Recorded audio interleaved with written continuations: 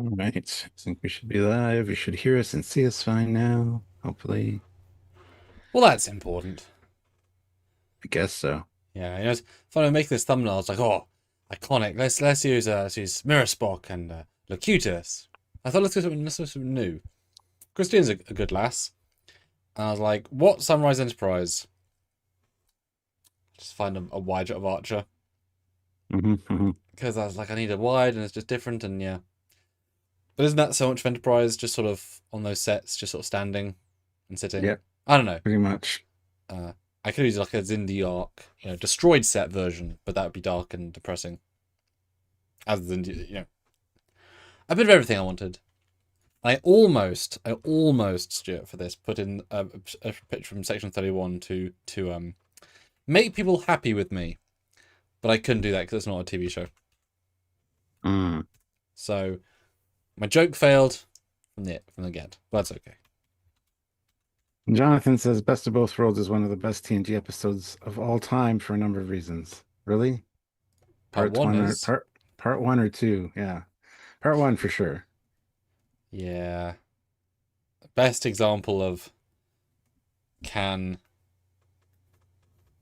can you average out to quality? You know, Let's write ourselves into a really immaculate corner and then not really have a way to get out of it. So yeah. that's okay though. Maybe, Yeah. So possibly. it'll be interesting to see where you guys place things. Yeah. What are we doing today, Stuart? My man. Well, you guys, all the Trek is on the table, Mm-hmm. including Discovery, Prodigy, whatever you guys want. You pick your favorite episodes. Let us know the season and the episode number if you can, or the title of the episode. Yes. Very helpful.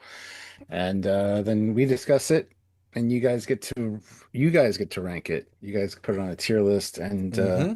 let us know where you guys think it should belong. So it'll be interesting. Yeah, we're testing the water with this one because there's not only can you not get every episode in one live, of course, but the challenge is also the less good episodes. That's interesting by itself, where you guys rank. We could do it per, not so per season, because there's only so many ones, although, 22. Maybe every 2 seasons could be interesting, and you guys put what you want up. But we've talked about, I make this joke now, we're using the power of democracy here.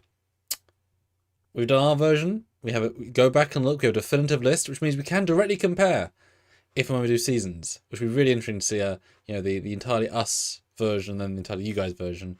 But it's kind of hard to rig these, and I'm kind of impressed actually how often there's a distinct winner for a score. Some of these you'd imagine might be 30%, 30%, 30%, 10%. So it's interesting to see who wins what. Yeah, a lot of good ones. A lot of the ones that are tremendously mid, and we know they're mid, but Mhm. mid for TNG is still rather good. Mhm. So where in the mid, Yeah. or does it resonate in a way that doesn't for us? I don't know. That's where you guys are going to submit suggestions and the PayPal. But let's do it about PayPal, because that'd be super good for this one. So you can put in other episodes would be fantastic. I'll start sharing. See you in a minute. All right. Yeah, as he said, super chat in $5 per episode, or you can use PayPal. With PayPal, it is 2 for 1. So put in $5, you get to choose 2 episodes, and yeah, should be interesting. So you can do like a part one and part two if you want. So hit the like button, make sure you subscribe to the channel, click notification bell icon to all so you don't miss any content from us. And yeah, like I said, super chat in or PayPal in. PayPal is probably the better option for multiple reasons, but if you guys want to let us know your favorite episodes or your least favorite, depending on how you want them to be ranked, um, let us know.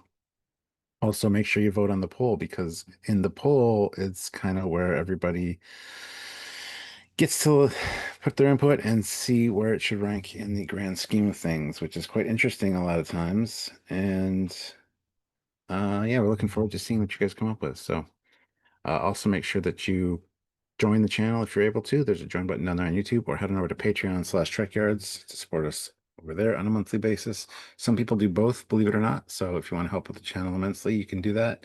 We'd appreciate it. And also check out the links for all the for the description in the description of every video for the Teespring and the T Public store. Some great Trekyards merch, as well as a bunch of other stuff. Just go check that stuff out. Just clicking the link actually helps immensely. So anything you can do to help us out would be greatly appreciated. But honestly, just being part of the general discussion here and letting us, you know, just chatting it up with the other community members in the general chat is also a big deal. So do all the things you can to support the channel.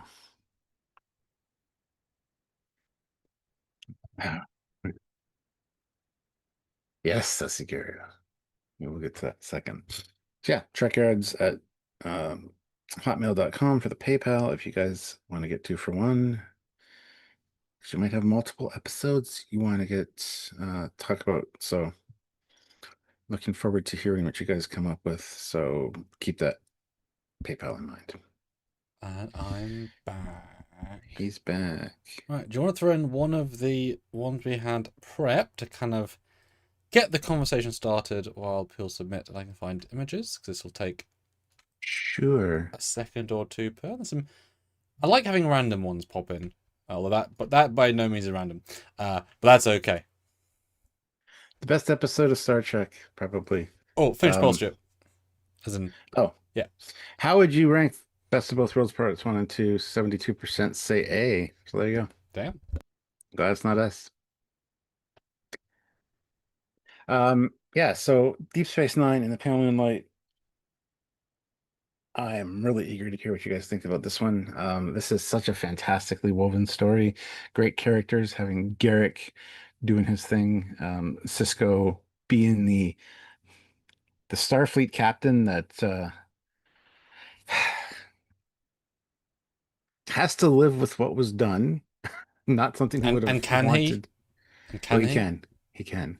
That's what I've heard.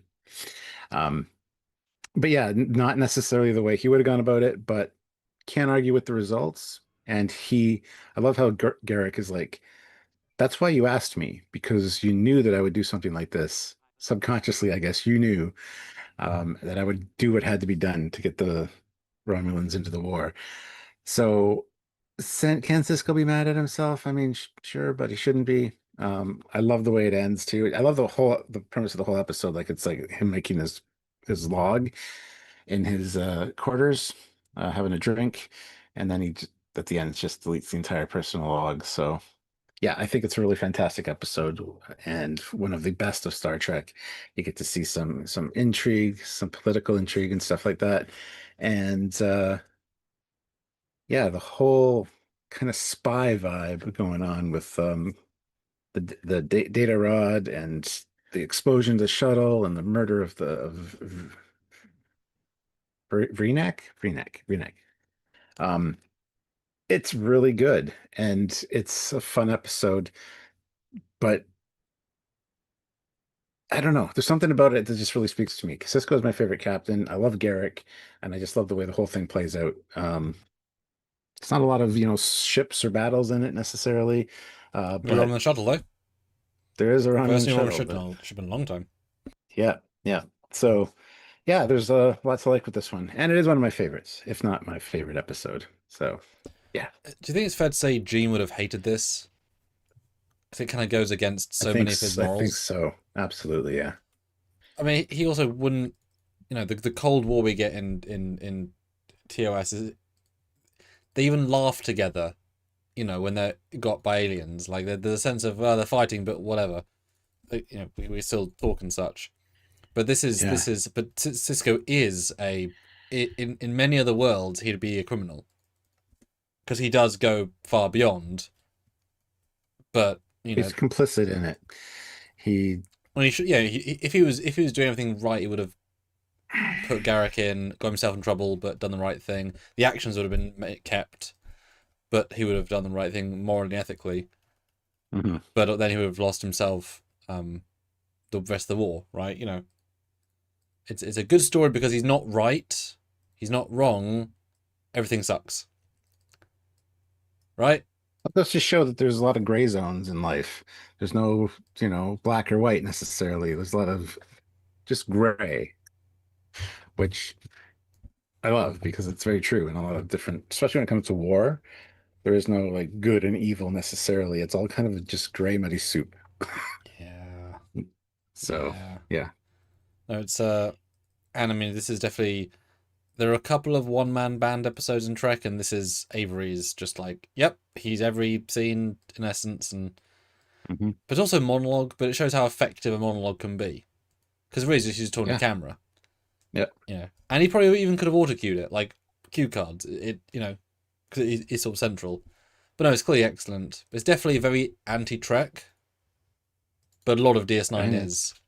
You just yeah. kind of, you have to get with the program or dislike it, and that's why a lot of people dislike it.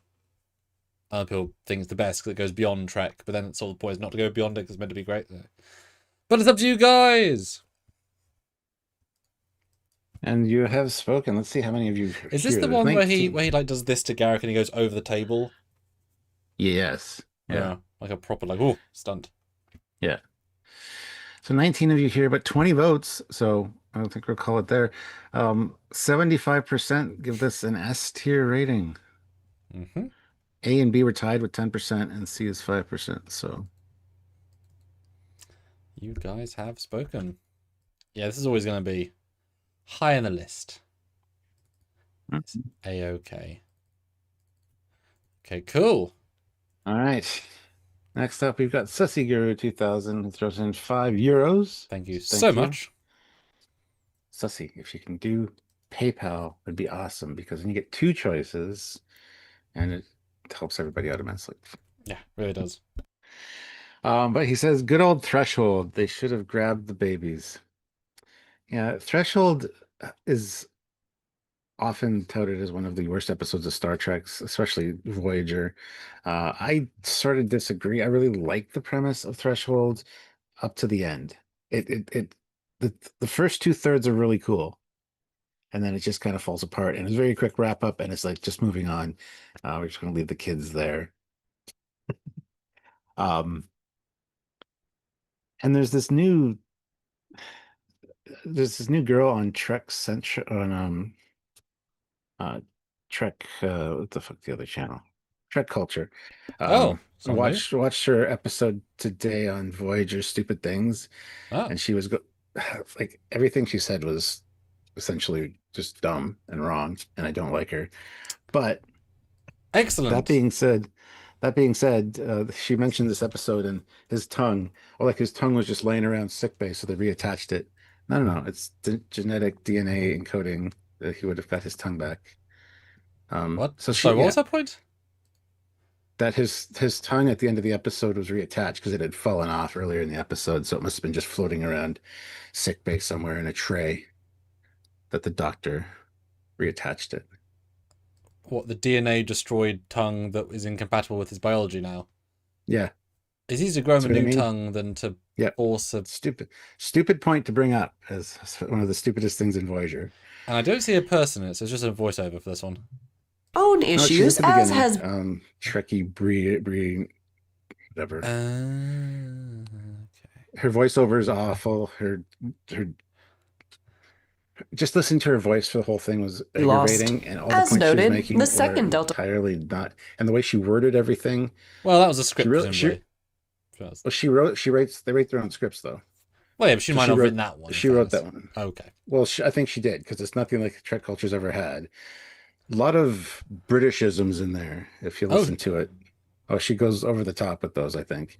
Anyway, how's that a ridiculously thing, Stuart? Come on. it's a ridiculously bad episode. She's an absolute that was an F tier episode for Trek Culture. Goodness. However, Threshold, yeah, like I said, the first two-thirds are really good. I like the premise of the Warp 10. I like the premise of him changing biology wise. But yeah, the wrap up is really stupid with Janeway, them having the babies, and then just like being fine. Let's move on. This is the babies there. It's just that's kind of stupid. So the ending lets it down immensely because I think if it had a better ending, it would not be touted as one of the worst episodes of Star Trek or Voyager by any stretch of the imagination because it actually had a really Well, interesting Stuart, it's first basically just half. best of both worlds. What? Okay, you're gonna have to like talk about that. First half's great, second half isn't. Simple Sure. parallel, Stuart. Okay, And yeah, he it's could have not a died. two-parter, but yeah, okay. There you go. See, Threshold is the equivalent of best of both worlds, and I'm not trying to get rage So I at just all. hope this doesn't get an F from you guys because it's not F worthy, I don't think. And I Jonathan, want so you already pale moonlight. Put another one, of course, and that'll get you your 3. But thank you for 3. But do consider the PayPal because that 15 would have gone a lot further on the PayPal.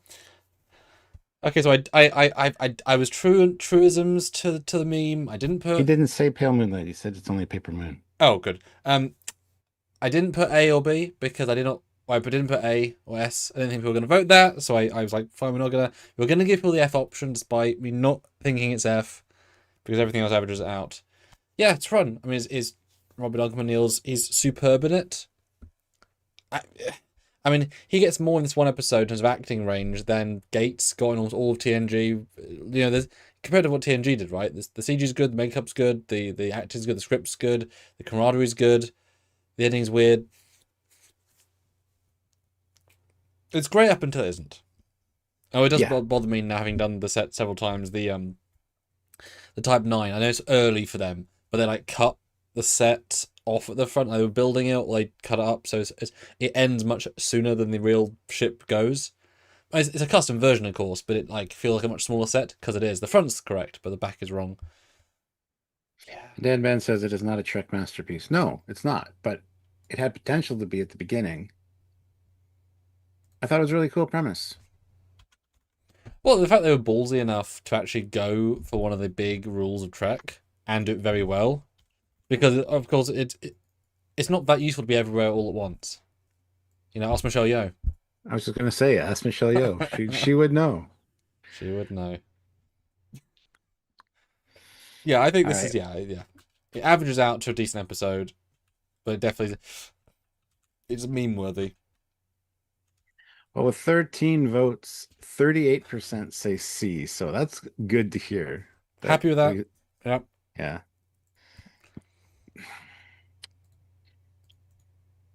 My faith in humanity is restored.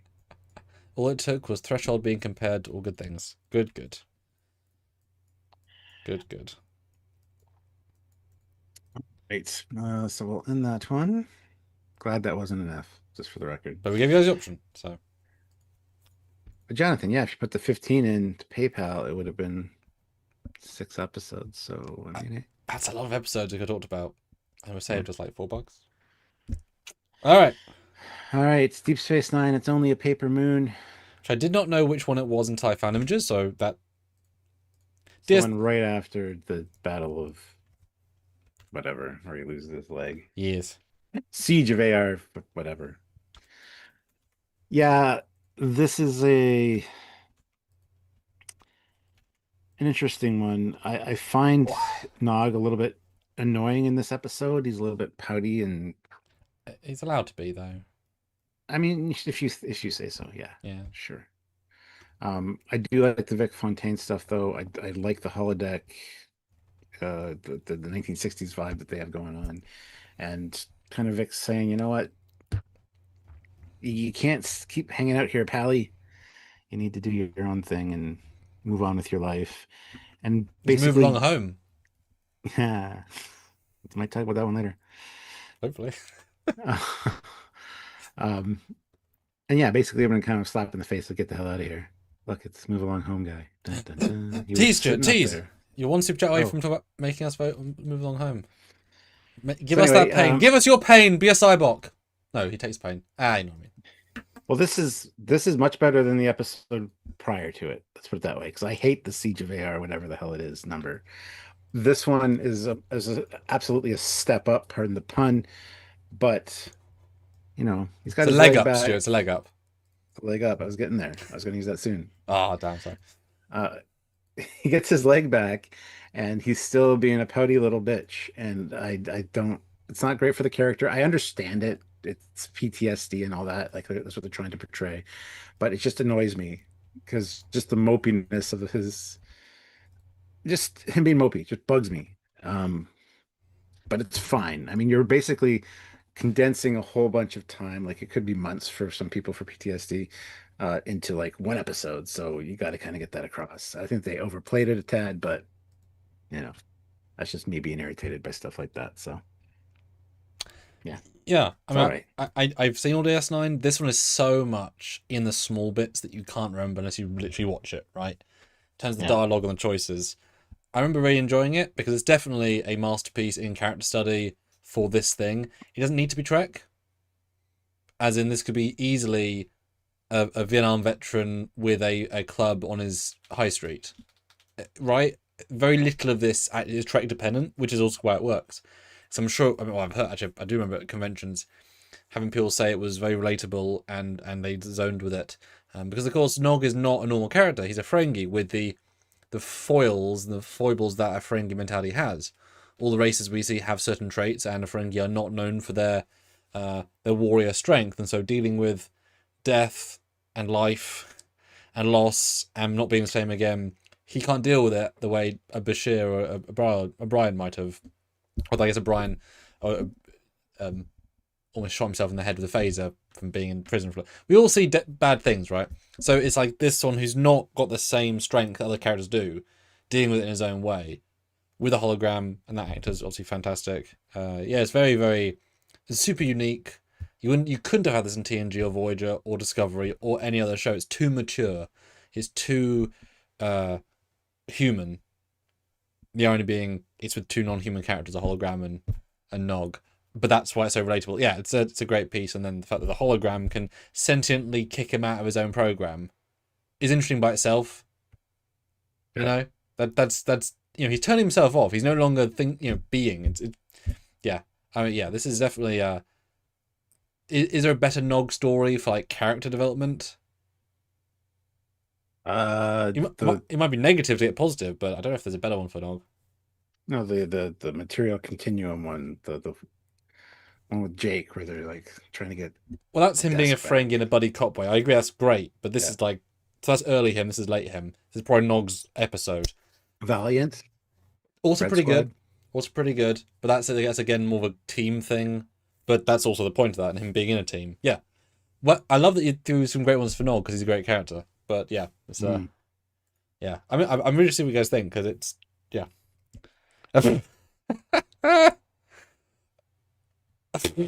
Sorry, just PayPal the And PayPal. Jonathan says, I'm not sure how to set up PayPal on YouTube. And I just told him you didn't have to. You just PayPal us directly. There's no way to set it up on YouTube. No, it's a separate thing. We just monitor it.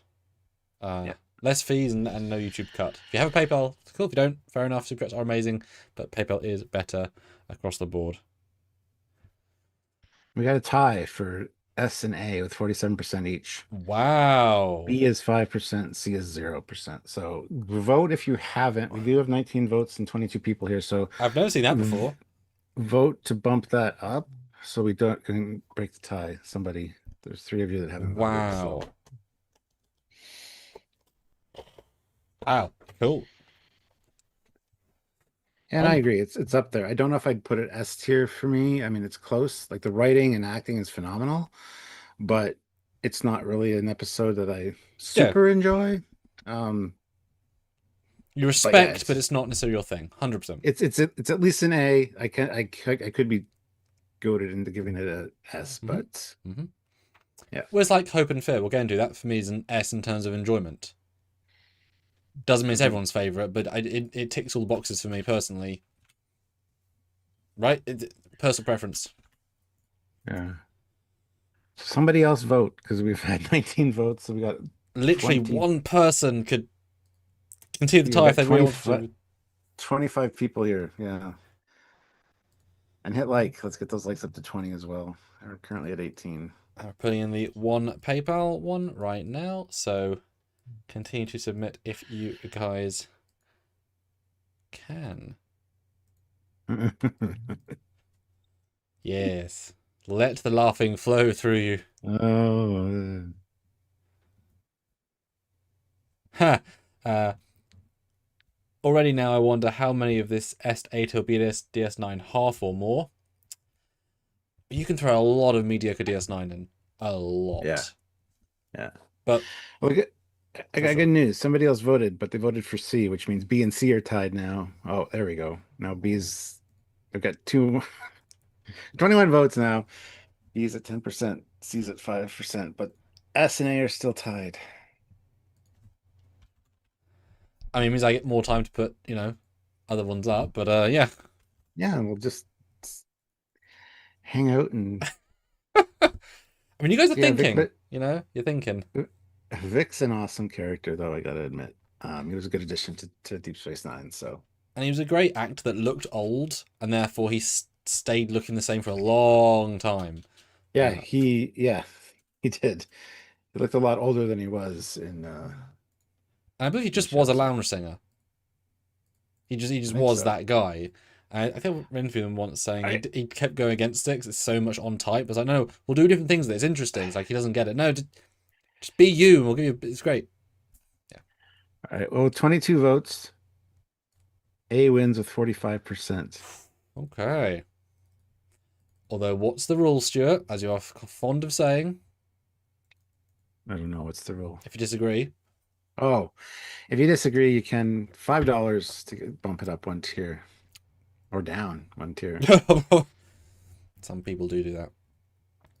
Yeah, democracy at All the, right. yeah. His next one, Jonathan's was Voyager, Hope and Fear. That's why I mentioned it. It was on my brain.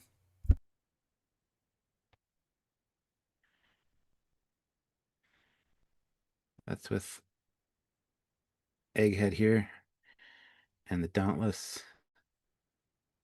I really like this episode. I enjoy it quite a bit, although I don't like the design of the ship. But I like the whole premise of Starfleet sent this new advanced ship. It's, here to help you guys, and then to learn that it's actually a revenge plot, essentially, uh, which is a bit of a shame because I really like this guy. What is his name? Arcturus? Arcturus, yeah. Arcturus, yeah. I really liked him during the episode, and it's like, oh, come on, he could have been part of the crew. He could have joined the crew or something, but no, he was there to destroy them, essentially. Well, not Um, just that, they're to have been assimilated and have their existence be an eternal torture. yeah, yeah, yeah, A fate worse than death. And himself. It was a full-on suicide mission for yeah. forever hell. He was committed. He was committed. Yeah, I mean, watching it for the first time, it's like this is exciting. Like, there's a new ship from the Federation that's here to save them, and it's what could happen, what can go wrong, and then you get all the Everything. little breakdowns of like this isn't quite right, and then the reveal, and it's like, oh man. But and I know a lot of people like the Dauntless design. You're included in them. To see a new kind of Federation starship, which is interesting, and NX-01A before the NX-01 was even a thing, which was interesting. So yeah, it was, and to use plasma globes. He has a plasma globe in the engineering room or the whatever, right? The slipstream core, Stuart, made of the sternest stuff. I have a plasma globe. You I have a can make slipstream my core own. drive, Stuart. Yes, I should put one behind me actually. Anyone. Well, no, then you might disappear off our screens. Everybody would like that. No, Aww. I like this episode. It definitely builds up your hope, like they can get home, which And happens a then the few times in fear. the And the fear series, comes crashing down. right? And then the fear of being betrayed and yeah, all the things. So yeah, Oh. this is a great episode of Voyager. Personally, I'd probably give it a B myself. I don't think it's quite up there with the S and A tier episodes for Voyager for me personally, but Although in looking fairness, great. it's of Trek and not just Voyager, because obviously then they're all, it's just in the general rank scale. Yeah, yeah, yeah. But I'm looking forward to seeing what everybody else says about it and where they would rank it. So Yeah, we just get to fight our corner, but you guys have the say, which I do quite enjoy. Yeah, I mean this ticks all the Sam's boxes because I mean, where do you start? Great guest cast, which is alien but not good guest actor. Like he's a famous. If you Google him, you'll know exactly who he is. Really good Seven and Janeway story as well within that. The fact they committed to build a full bridge, which is super rare in any of the Trek shows because they're expensive, and this is a brilliant design that feels futuristic. It feels modern. It feels cool, and a lot of it. I remember reading a book. I got a whole book about it. They were like, "How do we do this?" Because it's curved and curved sucks, and it's just tarp. It's cloth. It's just a fabric to get it's mm, just pillars and then fabric and then some lines, and that gave this perfect curve that was then affordable. But we've got a full bridge. We got an engineering. The twist is fantastic. The effect is fantastic. Slipstream. and the ending's so bittersweet and wonderful, kind of dangerous because the Borg can have a slipstream ship, but like of course they already have them because they're already similar to the race. And as an end of season episode, it's the epitome of the premise combined with the advancement of we can build all these new sets and set pieces to kind of, and both such a low key season finale, but such a the height of the premise, use the foils against them. So for me, this is an S in terms of what I like about Star Trek: aliens, ships, tech, character, script, acting. It's not in terms of all Trek, but for like this nails all the things. There's really nothing bad about it. Like Prometheus episode has the Herodian stuff's fine. Yeah. But in this, there's no bad things about it for me. So yeah. The ironic thing is, the thing I really don't like about the episode is the Dauntless itself. Not a fan of the shape or the design of it, right? But had it been a really fantastic, futuristic looking design that I really would have liked, I would have been even more disappointed to find out that it's not actually a real Federation ship. But then it would have been the hope that it could have showed up in Prodigy, So the ship's the only thing that lets this episode down for me. Yeah, anyway. I'd be upset whereas if I it was like a it a lot. really nice ship that didn't exist. Whereas was an ugly ship, it's like I'm glad it doesn't exist until it does in Prodigy. Well, and it's like, why? Why did you do that? A broken version, anyway. Yeah. Yeah.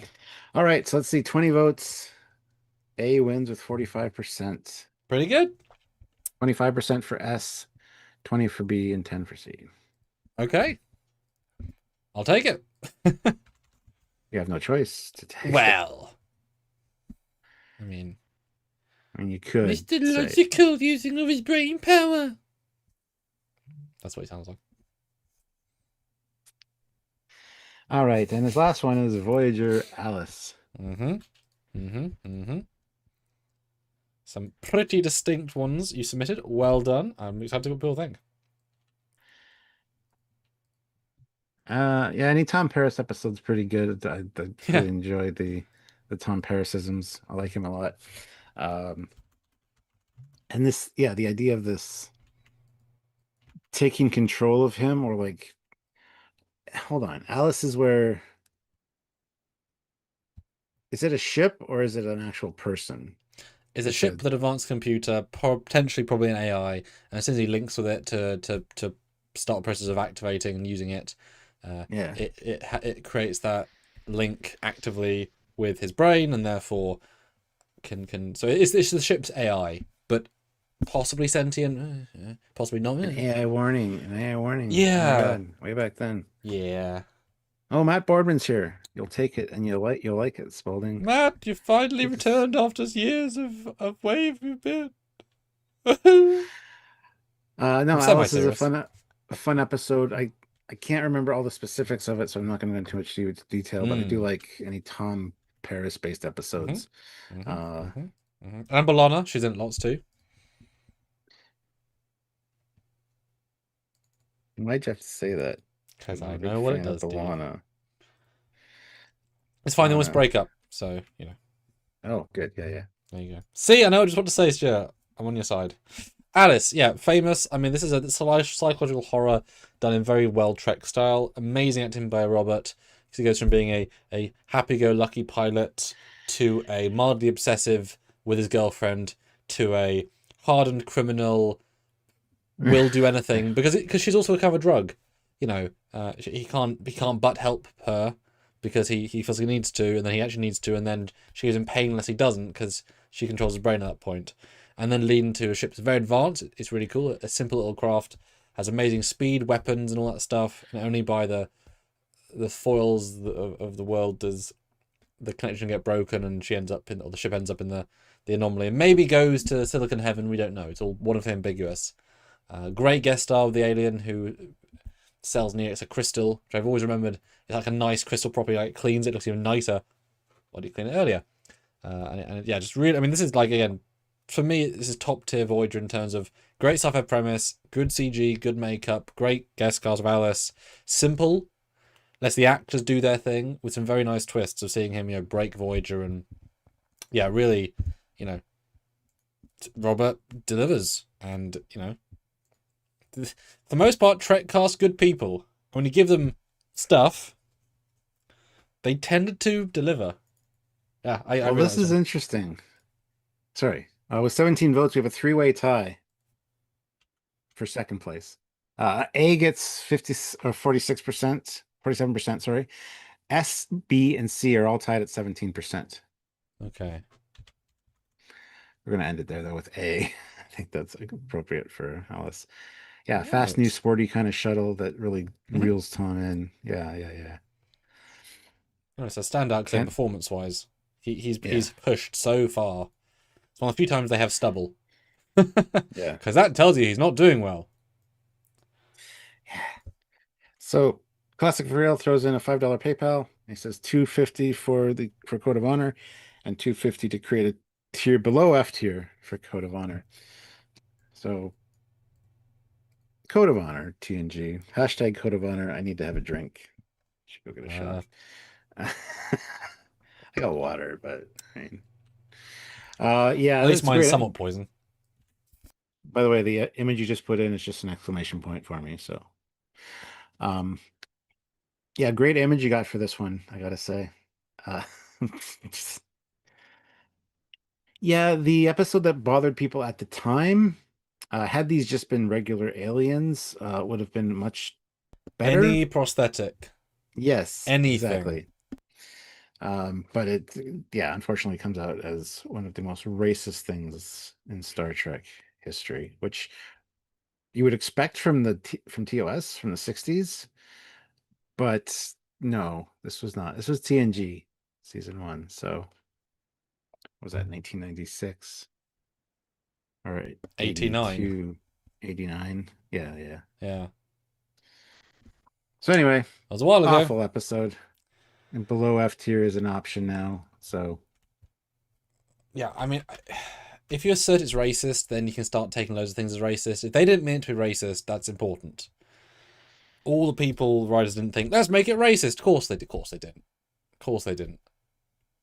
It's just the convergence of various stupid choices that maybe they were thinking, great, we're an African planet.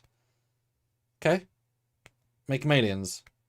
You know, it's all it'd take. If they had a forehead, some ears.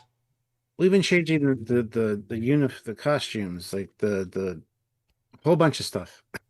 It all just kind of fell apart. So That's the irony. If you'd made it white people in those costumes, wouldn't have been a problem. It would have been weird, but not a problem. Because every alien race has their own thing. yeah. Or if they'd been black people in any other costume, would have been again not great. But it's the convergence of the they kept their culture kind of, and then the brutality of it a bit. But for the most part, I like the acting. I like the main people. Luton? Luton. I mean, the death thing's interesting. It's dumb, but it's interesting. The lady's not bad. Yeah, it's I'm not going to be taken up by the it's racist because they're for terrible stuff. Well, yeah, yeah. So if it had been white people wearing denim jackets with trucker hats and grease all over Mm. their faces. With fighting in a monster cart rally, Exactly. like you'd have to add more extremes, of course. But yeah, yeah, yeah. It's terrible, but I hope you don't do Blow F because there are worse episodes for real reasons, not just cultural reasons. Because if they didn't mean it this way, that's important. You know. Let's see what everybody's saying with 15 votes. Below F tier wins with 40, well, 40%.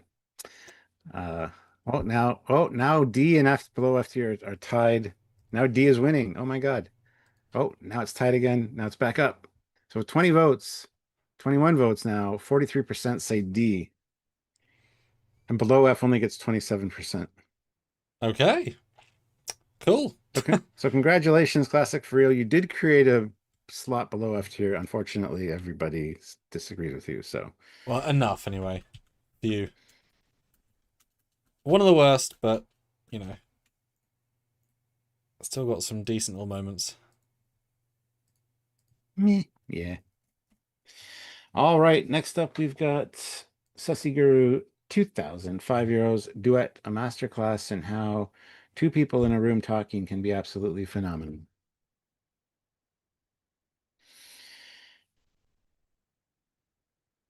Yes, yes, yes. I mean, everybody calls this as one of the best DS9 episodes. I don't disagree on rewatches. Like it's very well written, very well performed and acted. Um, didn't grab me the first one or two times I watched it, but yeah, on subsequent rewatches, it gets better and better and better. There's layers to this one, especially with Kira and her uh, hatred of the Cardassians and how she learns to, you know, accept or at least, deal with things and actually talk to and befriend one. Um, it's actually a really good episode of DS9. I would not rank it high personally.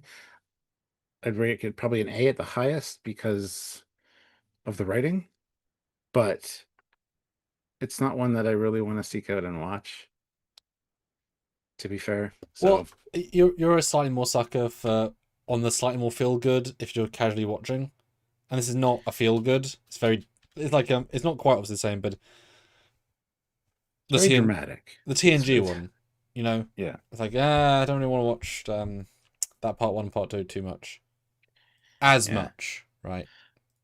yeah. So, yeah, I wouldn't give it S tier, but I understand completely if people want to give it S tier because I understand how good television it is. So, All kind of good theatre almost oh yeah, exactly. Yeah, yeah. because it is very much a play. I mean, Yep. there's a lot of TOS as well. Yeah, I mean, obviously it's great, but just like with the previous one, you can't remember the best stuff about it because it's the writing, and your brain can't keep in all those quotes. So I know it's great from watching it, but if you asked me why it's great, I'd say the writing. What about it? Can't remember a single line or moment. I don't even remember the twist. So isn't it after he's dead that they reveal he wasn't the guy? I don't even, like. I I don't don't remember. exactly. It's great for concept, but it hasn't stuck with me any little bits. Like more so the one where Kira is fake Cardassian, which is quite similar. And obviously that there's some Mm-hmm. connection with that. That one sticks with me more for whatever reason. I mean, this is early DS9 as well. I don't know, but yeah, I would definitely say an S because there is definitely much better episodes in general. Like compare this to the one you've got an S and yes Enterprise. Like there's a chasm, but that's because they're the absolute creme de la creme. This is great, but not creme de la creme for me. Yeah. Well, this is one of those other ones that I say all the time. It would have been a fantastic piece of just media. It doesn't have to be Oh Star yeah, Trek tied to it at all, right? absolutely. Mm-hmm. So it's one of those standout ones, but for non-Star Trek reasons, I guess. Let's see what you guys are saying Uniformly though. relatable ones. Yeah. 18 votes. S tier wins with 61%. B was 22%, and A was 17%. Damn. The peeps have spoken. They have indeed. All right. Next up, we've got Olivia, $5, Enterprise, Shuttlepod 1. Mm. Ah, Finally, yes. Enterprise got included. You know, we don't make these rules. What we do, you guys submit. So yay for Enterprise, because there should be some S Enterprises. This might The be one. typical the typical two guys dealing with the inevitability of death. Bums. Oh, death. Yes. And they didn't talk about bums as you would. I mean, just got a nice bum. Drinking alcohol, trying to keep warm, trying to keep their sanity as they think their ship has been destroyed. Everybody they know is dead, and they are running out of time and oxygen. And this is another tale as old as time episode, kind of like Enemy Mine type stuff, where you know you might think that there's no hope, there's no rescue coming. You're hanging out with one of your coworkers, and you get you know, in the waning hours of your life, or at least you think, you get kind of philosophical and a little drunk. It's a good episode. It's a good buddy episode for sure. So Well, no, this is an example of Enterprise doing it right. Turns out they just yeah, moved all the Enterprise out of it. And that sounds harsh, but it's somewhat true. This is just a character piece with good actors giving good scripts and let play. And it excels. It really does. But also because the contrast of some of the episodes don't work in Enterprise, at least in my opinion. This just does very, very well.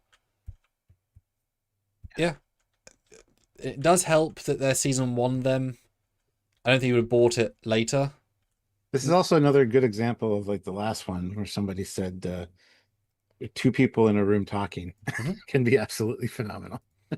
Mm-hmm.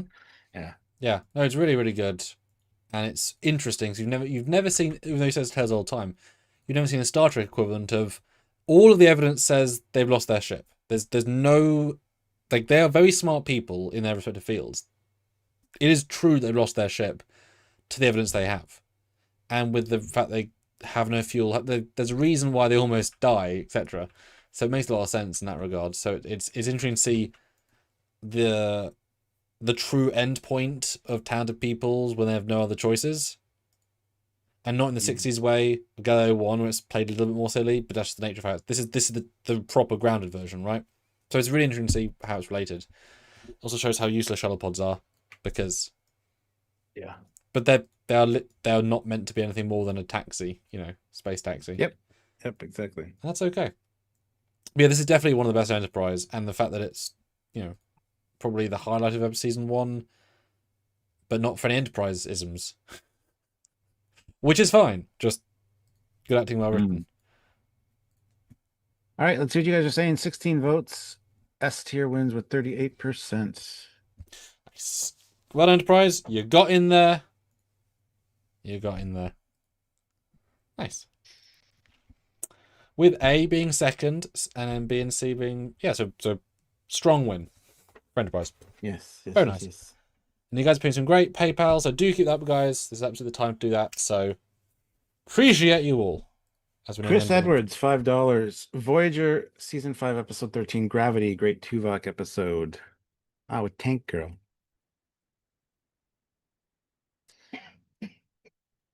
Might need a refresh on this one. they crash Like on a planet. Yeah. They can't get away. She's been a survivor. They have to. There's a crab they find with a bump for the Dune device, and then they work out a way of getting us. They also think they're lost and fully evidence, so he like generally kind of falls this lady kind of somewhat as much as he can, and they get rescued by the team, and then she's like, oh well, I might want to fix the poll. Excellent. Right, Gravity, yes or no? And I'm like, what? Yeah, I mean, I don't remember a lot about this episode except for the guest star and her being Tank Girl, so What is Tank Girl?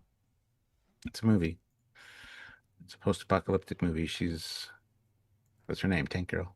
Okay, I don't know if I was a. Yeah. Okay. Cool. And I think is it Ice-T? Yeah, Ice-T plays like a mutant kangaroo In type this human, episode, I don't remember that. right? All right. Let's see what you guys are saying. 7 votes only. Go vote in the poll, guys. If you voted in the yes or no poll, that was not the correct poll, so go vote. Although yes, won by a substantial margin, but that's not the point. No, this one's a good episode. It's one of those again strong mids where simple premise, but good on location work, nice sets. She's an odd actress doing an odd thing, fits the bill. Makes sense. I quite like the CG of the alien. I like she's barely got a shield and she's able to protect against the outsiders, and she falls from. Why is it called Gravity, though? I think the gravity of the planets keep them there. Okay. There's a gravity anomaly and it forces all ships to crash, I believe. So Okay. yeah.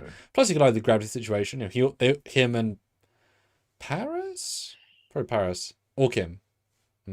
But the fact that you generally get a sense of Tuvok thinks he's going to be stuck here, and she fancies him, and he doesn't mind her, and he doesn't want to be celibate for the rest of his life. He's probably stuck here, and you actually explore this idea where he's not allowed to on Voyager for obvious reasons, and then once she can escape, it's like, well, I kind of fancy you, but also I can now live my life, so let's stay friends. Like, yeah, sure.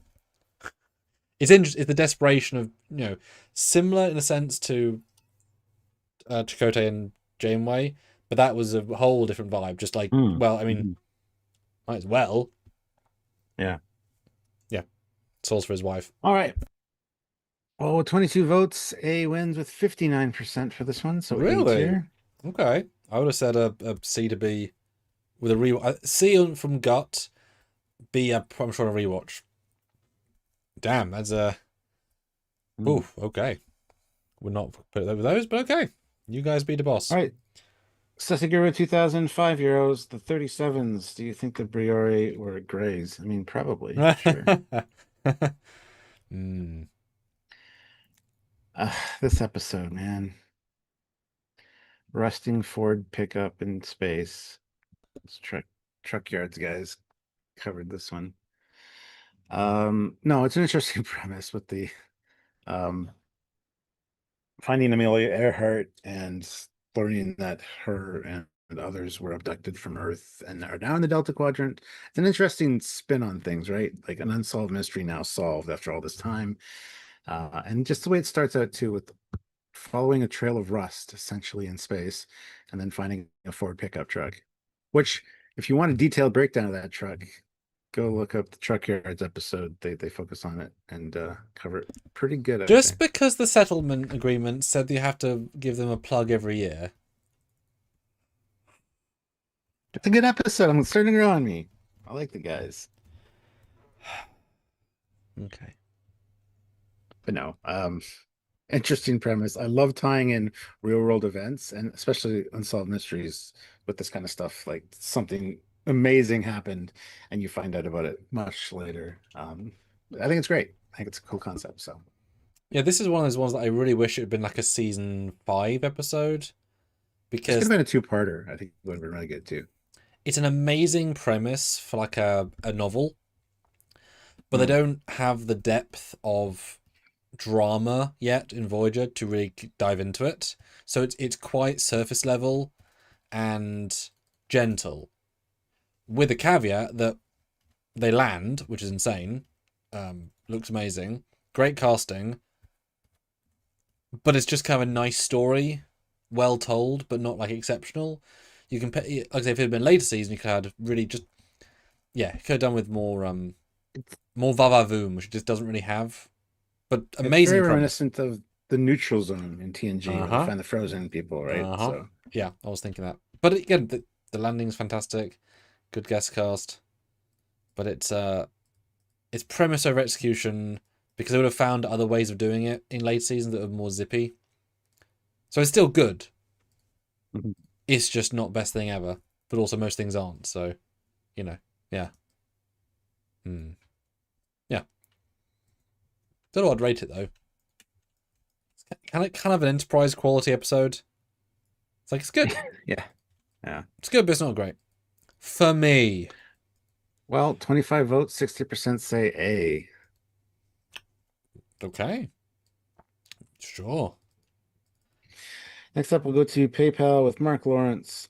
Oh my god. Uh, $10. I have no bones, yet I must flee from lower decks, since I'm currently working on getting an in-game Moopsie on STO. Ah, yes. Very nice, very nice. Now, yeah, this First is the lower decks. Good, good. and this I don't because so they visit the zoo. The Moopsie escapes, eats the swamp gobblers, and the curator of the zoo. What is the rest of the episode is about? About I have no bones, but I must flee. Well, they just run away from the Moopsie. There's a B plot boil, I'm Oh, sure, and yeah, but I don't there remember at no, all. there's somebody released the Moopsie deliberately, and it's the humans. Yes, the humans that are captive in their menagerie. That's it. Um, so yeah, the humans were the bad guys all along. Which is great. Yeah, it It's a is. really good twist at the end. It's really well done. Introduced an iconic thing to Star Trek with the Moopsie. They're making a lot of money on merchandise, so good for them. But I mean, when Mark Lawrence buys at least $1 million worth of Moopsie merch, it's gonna make a profit. yeah, yeah, that's true. No, it's a fun episode. As far as Lower Decks goes, though, I would probably rank it probably a B or C. It's kind of mid tier for me. It doesn't have anything that really pops except for the Moopsie. It's like the one thing that everybody remembers. Um, but yeah, yeah, took me a second. I don't know if there was a legitimate B plot or if it was just focused on just the humans that were captive there. Yeah, I mean, Lower Decks does not differentiate too much as A and B sometimes, so it could be a number of Yeah. things. I don't remember whatsoever, but I remember at the time it's a premise-led story with an unfulfilling execution because its premise was bigger than the execution. I think we said at the time they should have had more aliens in the menagerie we knew. They just did random alien things, therefore nothing of that lingers beyond the episode, right? And they were going the bridge of the station and it's crap, and it's like, well, that's not very good. You know, like there's things that are just like, aren't good. But the ending's fantastic, the concept's great, and seeing the threat of this charming little thing who eats bones. But yeah, Yeah. it's subpar And Lower Decks, except in the few zeitgeist things it achieved. So certainly I'd say probably C to a D, just because yeah. And the fact that the storyline that remember is just Moopsy chases them through a station and they get back in its cage. That's not a good enough story for Lower Decks. Sorry. Ozzy says it's Freeman's daughter that released Moopsy. No, it wasn't. Ooh. Everybody thought it was Yep, they blamed her. Mariner, but it wasn't. Go on, Mariner, you did a thing. At the end, the human's like, oh no, ignore the fact the hatch and then the... See, guys? Yeah, so probably the season that she goes to Starbase 80 because everyone judges her for being so loosey-goosey. All right, so A wins with 46% and 26 votes. There you go. And we've got some reasonably smart people, and Olivia, and Classic. Wow. So, you know, some people are All going right. good ideas. So Mark Lawrence's second choice for his PayPal is Kobayashi Maru from Star Trek Prodigy. In the Prodigy. That's a great Prodigy. Yeah, bringing Prodigy in is fantastic. I'm so glad to see it. Yeah, this was basically Dal trying to learn what it is to be in command. We get to some legacy characters in the form of Scotty, Dr. Crusher, Uhura, Odo. And what's not to love? I mean, recreating the Bridge of the Enterprise D on the holodeck, and the multiple ways that he tries to beat the Kobayashi Maru. Seeing the Klingons as well. Like, there's a lot in this episode, which is just great. And this one was written by Aaron Waltke. The guy knows what Star Trek fans want, in my opinion. So yeah, this is absolutely top tier. This will be an S for me for Prodigy episodes, I think. And well, Star Trek, it's up there too. So well, yeah, this is made by us, for us, with us. Yeah. The only issue is that the bridge is not very good. But as I sort of worked out at the time, it's presumably because A, they had a lot that season, they couldn't put the money into a proper replica. Having done now 2 replicas of the bridge, you know it's not so good. But it makes sense that they have to scale it to Dal, which breaks loads of the things just innately. And plus, nobody is really going to notice that. Like the general people wouldn't. For sure, but also the colours are wrong, the L cards are wrong. Like there's more wrong with it than right. It definitely was a pretty cheap thing, but given it's the most famous bridge, it's a C best bridge. Had I known I would have offered the mine that we already had at this point, it would have been better. You know, so it's definitely a low bar. But the episode is gorgeous. The script's gorgeous. The sheer fucking hubris of trying to stock audio and create a new script with it. A fan filmmaker's dream, but when you're a licensee, you can do it. And to have Gates in the mix, to have some new footage. So it was a first return since Nemesis. And she blends in so well you can't tell. Not to know she's already in, you know, Prodigy fully the next season, which obviously they knew they wanted to bring her back. And then Picard. Yeah, really good episode. Amazing pace, great music. Spock being the... literally Nimoy Spock being the looking out from guy. Yeah, it is tremendous. It's very, very good. I hope you give it some good scores. I'm sure they will. So it's definitely one of the best, like 5 of Prodigy.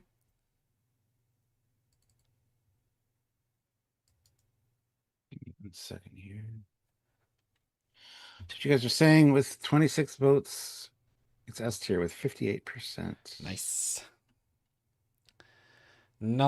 Nice. Good chaps. And Klingons. Very red-skinned Klingons, which is okay. And you guys are kicking us on the PayPal, and they're all different names pretty much, which is fantastic. Because, yeah, 2 for 1. You guys are putting in more than 2 for 1, so you're getting loads of great options, which we can then talk about, which is fantastic, and give everyone the chance to play along at home. Because do these for everyone, right? Having fun as a community. Mm-hmm. And no F so far. No F so far. All right. Why did that do that? My computer's just being a little bit And funky. General Guru says, was this the episode that showed Discovery? No, that was in the initial episode in the hologram, the second episode, which showed the hologram of all the ships, the most famous things. So no, this one I believe showed the com badge of relativity. Yeah. Which is like, what? All right. Moving on to PayPal though, we Sure, got loads. Jonathan, who sold $10 and see TNG Hollow Pursuits.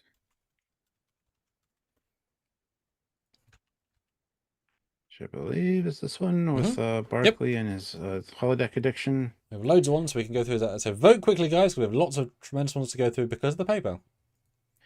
Yes. It's good. So yeah, we're not going to linger too long on them. Just let's get voting. I mean, Barkley's great. The cast get to have fun. Troy is iconic. Muzzlet, etc. And it's a really good, almost explicit, almost implicit version of what happens dodgy if you use a holodeck. It's as far as TNG could go, and it speaks the ethicality of that. That said, let's be honest, you join Starfleet, you're going to sign away your rights for your holo likeness because they're going to be training programs. You're going to be in one eventually. You're going to sign away your rights. You can't have your rights as a holo program and be in Starfleet, really. They'll need it for something somewhere. Just even if it's just, training back home, like Barkley with Voyager crew, right? Like, did Chakotay give his holo likeness rights to use for his pro? No, he didn't. But he did, you know what I mean? Like, yeah, so unethical, but if everyone signed, they all knew. Mutually assured weirdness is this episode. I just think that it tackles holo addiction because it's something that I probably would have in the future. Yeah. So anyway, what are you guys saying? 22 votes. B wins with 36%. Okay. Finally got a B. But Nice. yeah, close to the A. But yeah, pretty strong margin for B. All right, and his next one is Voyager Inside Man. There's a theme to these. Yeah, Barkley. This one's great. Him again, his whole addiction has taken hold again. He's finding it more comfortable to live on Voyager and to hang out with the Voyager. No, this is Inside Man. This is when he's the fake Ferengi one in season 7. Hence why he's on a Ferengi screen. Oh, then I'll need the fake Barkley one. Then I'll need clarification. Yeah, it's the one where right at the end of the season, when the Ferengi have managed to hack the Midas array, have sent a holo version of Barkley back to Voyager, who is a fun-loving Barkley everyone likes. Who it was after the episode you talked about, and so everyone knows him and trusts him. And the Ferengi trying to use Barkley's holo program to steal Voyager and all the technology by getting it through a sun wormhole, which would kill the crew but get the ship. Yeah, which is an insanely interesting plan. And it was the first ever CGI Ferengi Marauder. Which, judging by the voting, I think people might have said S for this one. I mean, it's great. D is 0%, so. Barkley is great. The Ferengi are great. It was nice to see him in Voyager. Like I said, fun twist, very fun twist, and sinister because he plays the game with all the different people, and the fact that he's always because he borrows a holometer off the Doctor, and you get constant scenes of him trying to get it back, but then not, and it's a good 1 and 2 watch. If anybody thinks it should be S tier, you can throw in $5 and we will redo the poll to put S as an option because a lot of people are liking it. So if you think it's S tier, I'm going to put it at A for now, though. With 20 votes, 70% say A. But feel free to throw in to have it. I mean, new poll put up. Represent, man. That was well done, Voyager. It's a great concept, right? Really, really strong. You can really only do in Star Trek. Across the galaxy, a holo spy of a person that was introduced 10 years earlier from the A-Team, not playing the A-Team guy. It's great. And then Voyager Pathfinder. That's the one to talk about. Yeah. And again, visiting his holo addiction. I love that because, people relapse into those kind of things. Um, yeah, it's just a great episode. Uh, Having Barkley interact with the Voyager crew. I mean, love that.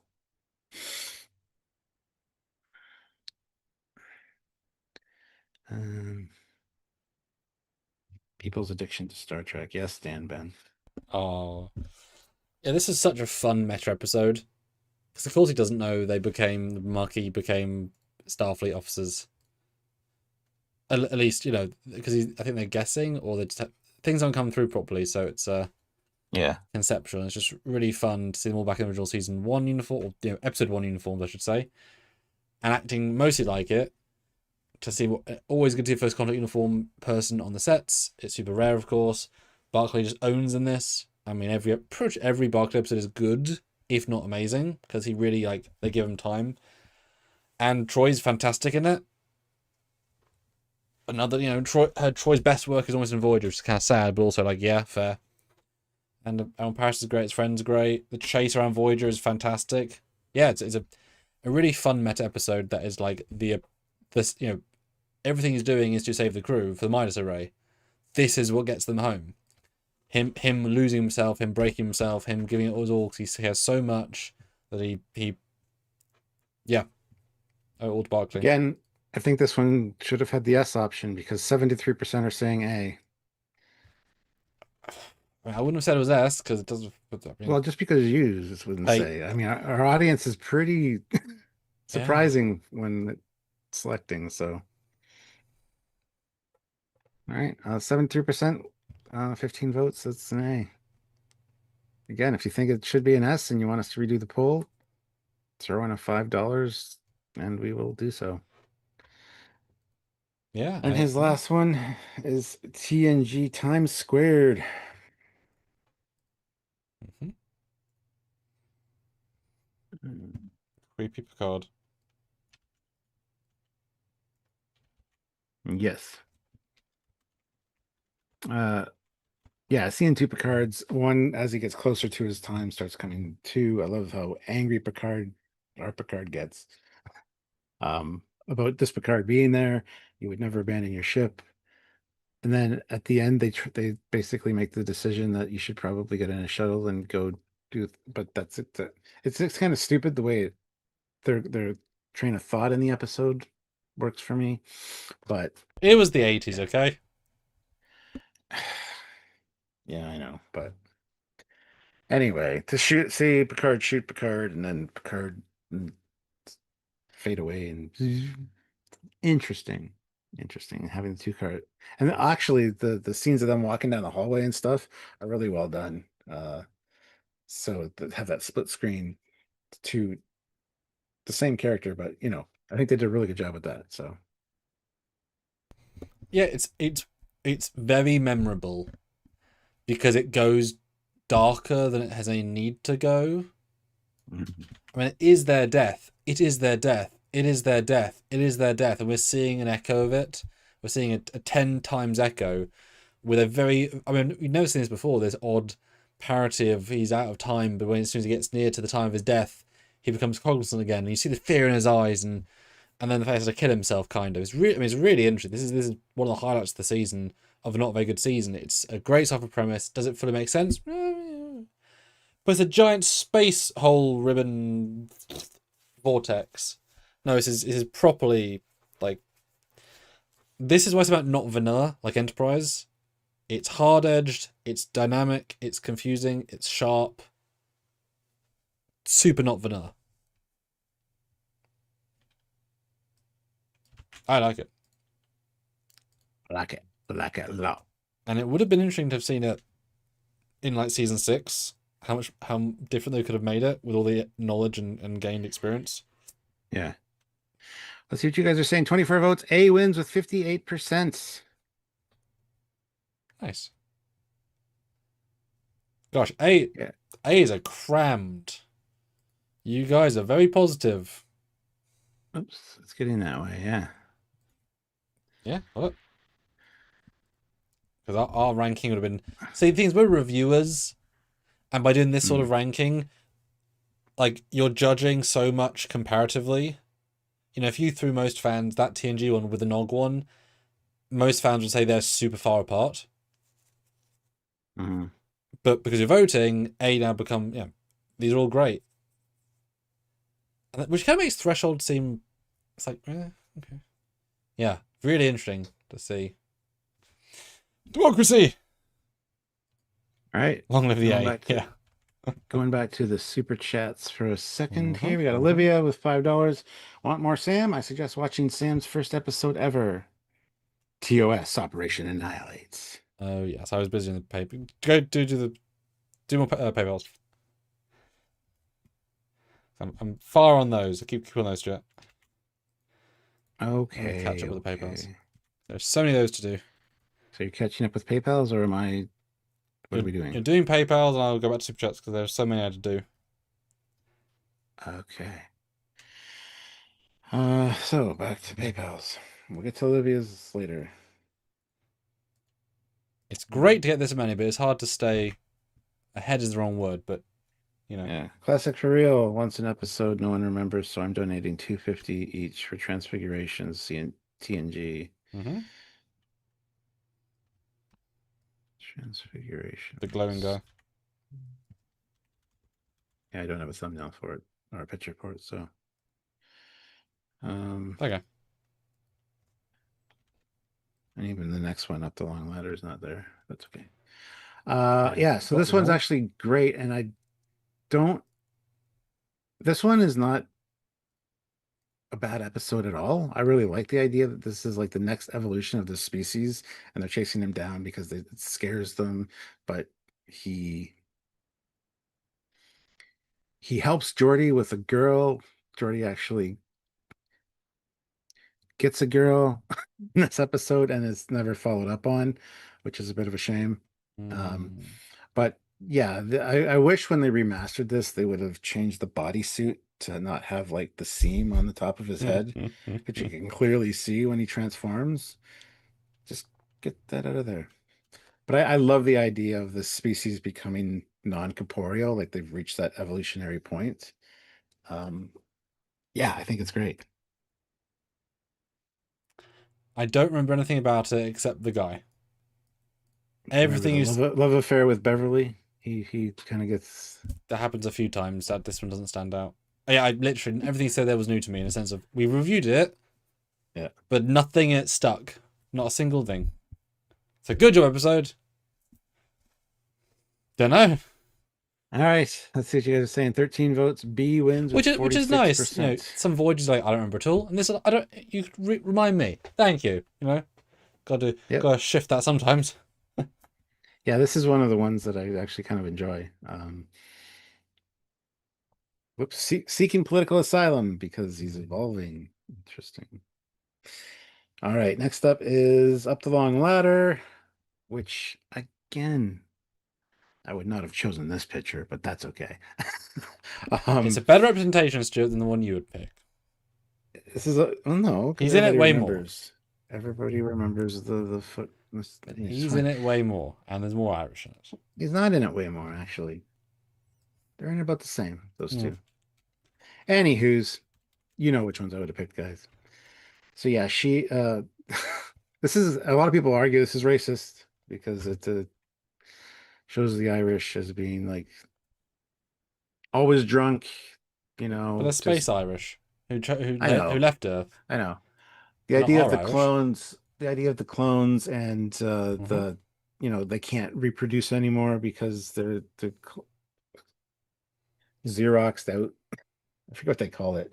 But anyway, and then introducing the Briani. I forget the name of Biryani? these That's people. a food. Um, the Briori. Anyway, regardless, introducing them into their culture so that they could basically solve two problems: get rid of these people off the ship and get a new colony for them, and help the cloners to continue on. So, yeah, really good. I enjoy this episode. It's fun. It's lighthearted. There's silliness in it. I don't know why people get offended by it, but hey, what am I? Anyway, I enjoy it. Yeah, everyone means well this episode. There's fun scenes. It's really cool to see juxtaposition of old Earth garb in modern, and cows. Like, it's really fun in that regard. It's not hollow, it's not fake, it's real on the sets. He's fantastic casting, she's fantastic casting. There's of course a famous behind the scenes of Gene singing with this guy, and Michael Dorn as Worf just having fun. So obviously had a good time shooting it, and Riker has a good time once again. The man of many adventures. Yeah, it's an all-round a fun episode that stands out because it's so unusual. Mm-hmm. You know, I mean, I guess what's more racist, this or the guy from Section 31 with the Irish accent that people hate because he's so Irish? Because then they should have known better. This, they're just doing a TV show for everybody to enjoy. B wins with 40% of 25 votes. So we'll throw this in B for. There you go. Ooh, Warlord. Nice shout, Sussy. Kess needs more love. But she has so many few good episodes, and that is definitely one of them. Tess? Kess. Oh. No, she doesn't. This one's a really good Kess episode. She's not playing Kess. Sure. She's not Kess. Next up is Good Shepherd from Voyager. Oh, I didn't see that one. Now you can swap to Olivia's. This is the same super chat. It's classic for reals. There's still two more. Good Shepherd and Desert Crossing. Desert Crossing, then. All right, Desert Crossing from Enterprise. Oh, with, oh, that's weird. With Mr. Krabs. With a Oh, yeah, he is, isn't he? What the hell is his name? I have no clue. John Clancy. Clancy Brown. Clancy Brown. That's it, I think. Anyway, yes, I love his character in this, kind of overbearing and like a interesting host to them. I don't remember the rest of the episode though. They're invited down. He treats them well, but there's an alternate motive there, and I don't remember the rest of the episode. Though I do like their desert gear. I think it looks kind of cool. So, what do you guys say? Yeah, I just remember for the desert and their camaraderie and their almost death. Couldn't tell you a single thing about it besides that, because it's very, it's trying to be interesting, but doesn't quite manage it for me. Although fun little bits, them playing is the game together is fun, but yeah, not particularly great. Yeah. And again, just Enterprise not quite succeeding at a premise that they could have done better with. With 18 votes, 61% say A for this. Wow. There you go. I don't remember it, so I don't know how it could be A, but you guys are voting, so. So yeah, Good Shepherd. Do we have one? Intimate and Darkly best be triple S, because the difference in quality in that and this is not even funny. And of course, it's Good Shepherd. Nope, that's a Voyager episode. Good Shepherd is a Voyager episode. There it is. Hard one to do a picture of without being just Janeway, because that doesn't represent it at all. You said that's a Voyager episode. I was making a joke. Good Shepherd is a Voyager episode. I was making a joke. Oh, okay. I was buying myself those 3 seconds I needed. Okay. He's making a joke. I don't know what this episode is. It's Janeway going to the lowest deck of her ship and realizing she has crew there that she doesn't know really, because one's a hypochondriac, one's not that great, and one only stays on the lowest decks. But we see the lowest deck of the ship, which is really cool. And they do a mission on Delta Flyer with the escape pod that can't fit in the ship. And his hypochondriac means something because he's actually infected. Yeah. And she works with the worst of the crew, those that were meant to do a quick assignment and then go home, who are not suited for this, who we never see. It's the lower decks episode of Voyager, but so late in the season, like Janeway's never talked to these people pretty much ever, and she never does again. Sure, but it just shows you, captains don't talk to everybody, even on a small ship. But if you're a recluse, right? It's good. It's just they're good characters, just not quite as good as the two in Lower Decks, as in the male and the lady, but she's a cool baby. He's great. it's an interesting episode. I like it for premise, and it's a very good Delta Flyer episode. Like there's some wonderful CG of it in an asteroid belt that's like really trying to put money in. Because it's a full bottle show, right? They put all their money in CG, and it's they're doing their thing. So go vote. Where would you guys put this one? I seem to remember bits and pieces of it. Her and the Delta Flyer talking to them and stuff. And yeah, I feel bad for a lot of them because yeah, they didn't expect to be Yeah, 70,000 light years from home. they're asked to be there. Didn't want to be there, but they do their jobs. They're not bad officers. No, it's a pretty intelligent episode. It just could have been a little bit better. Yeah. I think Delta Flyer was a mild mistake with how claustrophobic it was because it's not. They didn't shoot it the best. Yeah. Yeah. All right. With 20 votes, 65% give this one a B. Sure. Yeah. I'd probably vote there as well.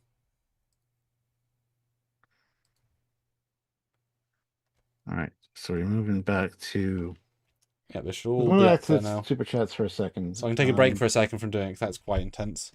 Yeah. Olivia Julius. Operation Annihilate. Where Sam Kirk dies. If only we knew him. Oh shit, we do. Yeah. This is the flying fried eggs that infect Spock. And Spock almost dies, but doesn't. Sam dies. And Kirk doesn't really seem to give a shit. It's kind of upsetting, actually. Well, he hasn't watched Strange Worlds yet. Perfect. Is this the one that makes Spock go crazy? Because it Yes. changed. Yeah. One of the episodes Spock goes crazy. And I've always remembered this one because, as often the case, remember there was a time, guys, before you could just watch these things. Shocking. So we had the CD of the encyclopedia, and this is one of the clips of them in this firing their pre-remastered phases and flying on their faces. So I've seen a clip from this a lot because you could watch a clip of Star Trek on a CD. Where cool. But I don't think I've go back to watch it much. But I think the acting's good, and it's famous for its cinemas. But I think they look pretty good considering. Like they're efficiently gooey and gross. Yeah. Doesn't attack their faces, though. It's not a face hugger. That would have been fun. Gets Spock right in the back. Yeah. It's like, yes. And in quite a lot of Phaser 5. This is a big Phaser 1 episode, if I recall. Yeah. Yeah. Let's see. With 19 Ooh, votes, the state. A Wow. wins with 53%. Three-way tie for anything else. Interesting. And no Fs so far, because we ain't voting. We have 0 votes in this, so you are choosing no Fs. And given there is 2 potential Fs on the board, okay, one was near enough. Oh. That's interesting that, yeah, maybe the fans think no... Although no one's put a Discovery episode in. Who would? Well, This is to get the titled F. The Best Episodes of Star Trek. Oh, is it? Ah. I think that's what I called it. I don't fucking remember. Don't ask me. I just work here. All right. So next up is Olivia, $5. TNG Justice. Ah, yes, the Pleasure Planet. Very specially Wesley. picked, to summarize. Wesley falls into a flower bed, and they want to kill him. And there's a giant god being thing. And I get so frustrated watching this episode because Travis Picard is just like, just fucking beam him up. Who gives a shit? Let's just move on. Any of these, let's follow their justice system fucking episodes annoy the shit out of me. Walking that fine line of political. Anyway, this one's great for multiple reasons. You can see some of them on screen here. No, the costuming is on point. Yeah. The fact they agreed to this in the 80s, it is genuinely shocking. The funny thing is, I don't recall the solution to the problem because it's a big god thing in space. Do they kill it? Do they talk to it? Oh, there's no I solution. Don't remember. It's a stalemate because they're going to kill Wesley. Negotiation fails. Picard beams down, ready to shoot him out, and then the god creature ends up saying, "Let them go. Get out. They're Don't not have welcome much back here." Yeah. They pushed the thin ice and everyone goes away, so everyone loses. Perfect. I mean, again, if this had been like a TNG season 6 episode with maturity, it could have been super interesting. The idea of the most basic non. I just kind of like the Enterprise episode where Paul throws peas on a tree. It is, yeah. It's like culturally this makes no sense, but I mean, as we often say, the proof is in the pudding, and their society is a wonderful, orgasmic, orgy-filled pleasure planet because the rule of no tolerance and randomness means you can't commit a crime anywhere, you might die. I mean, society, they show not a single thread of bad society apart from that absurdity. So the system works. It's just ridiculous, but it does Yeah, but work. they're like children though, so it doesn't really work because they're not allowed to Well, if there's no crime and everyone advance. can just play and there's no scarcity, it just shows it's kind of like it's the opposite of Wally, where they all get fat. In this society, they all get thin because you might as well exercise and have fun, you know? Ultimate whatever you want, and they're thin and attractive and oiled. I mean, the oil budget for this episode alone, um, like, Rival Diddy. Jesus. I was going to say, like, some episodes have a CG budget, there's an oil budget, and it, yeah. My question is, why is there only 13 votes with 27 of you here? Because right now we have a two-way tie, or we have a tie for F and D, Whoa, 31% each. shit. Because just, Code of Honor is worse because the acting's worse. I like the acting in this because it's interesting. Yeah, I think that's what I'm saying. Sure. So go vote, break the tie, guys. We need you all. Teach us a lesson. Be badgy. And I'm shocked no Discovery episodes have come in so far. Genuinely shocked. I mean, you joked no one's a bit of Discovery, fair enough, but there are some good ones, there are some bad ones. I mean, it is interesting to see which ones people, put their money where their mouth is and want to bring to the fore. A lot of DS9 and a lot of Voyager. A lot of Voyager. Because, I like Voyager. There's a lot of good Trek in its Trek.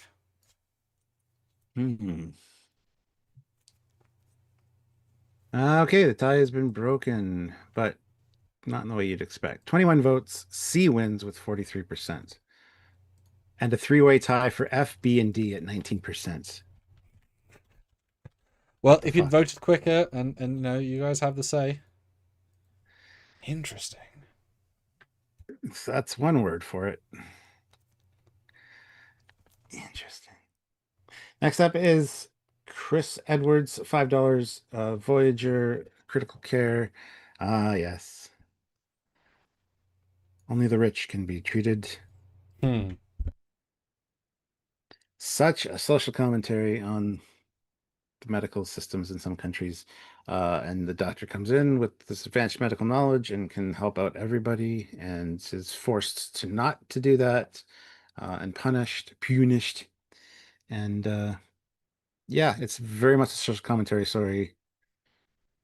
And the whole episode annoys me because just it's such a stupid way to do things system wise and class wise, you know. I mean, that could be summarized with America as well. So, it's like I love a quote by some famous philosopher.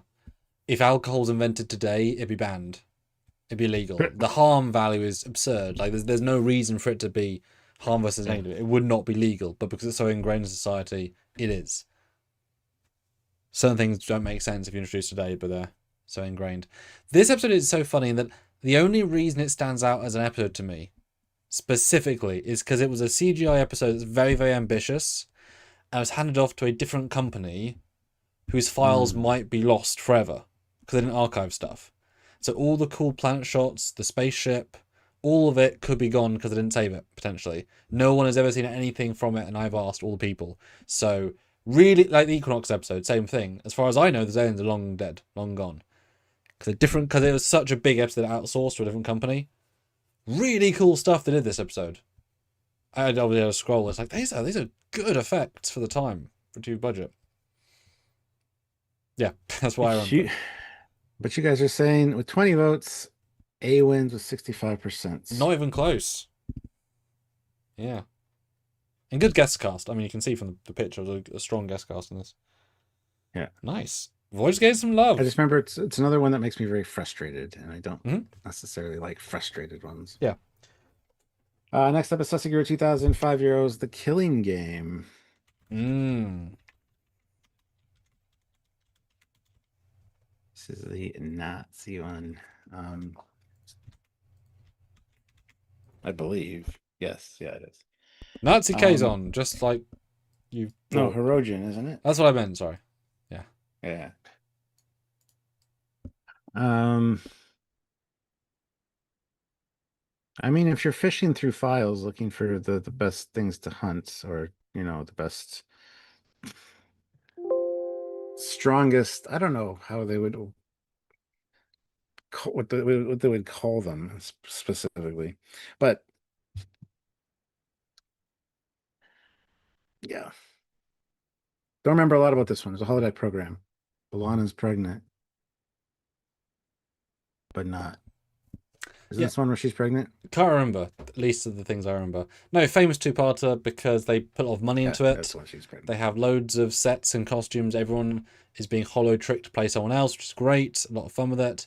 Seeing the Hirogen on Voyager is super surreal and great casting. A really strong, I believe, end of the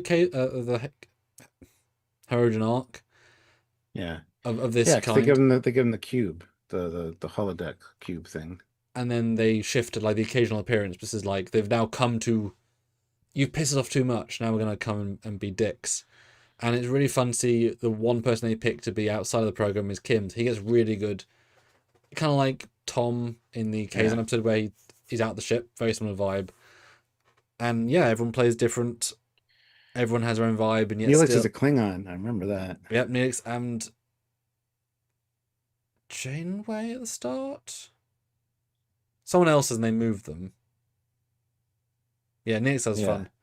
But no, it's just this is exactly what the holodeck premise was designed for, but with a two-parter budget, and it does feel like an expensive two-parter for a TV budget, and some fun CG. You see, as they say in the episode, they literally break down a good chunk of the ship for holodeck space. It still has to have hot space, physical space. So whatever rooms there were, giant chunk of like 5 or 6 decks tall. They're just destroying the ship to put a holodeck in, which means a lot I of wonder. rebuild. Wow. Wonder if that'll be in the Voyager game. I mean, it'd be pretty cool, half it's a holodeck. Yeah, for sure. And then when you see and then because they're now hollow everywhere, which is an amazing principle, then fight inside the ship with pistols through holes, but it's a multiple story. Holodeck, yeah, Really like fun. You've never two seen this levels. before. Yeah, I mean, it's a really solid episode. It's not quite as cool as it could have been, but there's a lot of Yeah. things right. Just not everything, but there's a lot of things right. Yeah. Yes, yes, yes. Interesting result. Well, the Killing Game, 26 votes, 50% give it an S tier.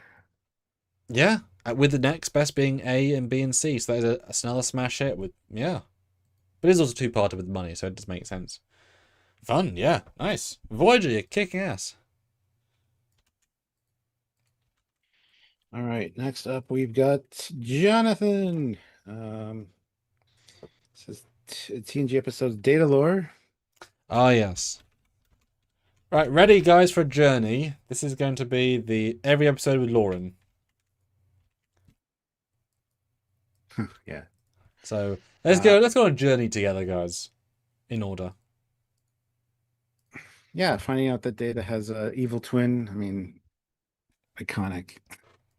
Uh, the Twitch, the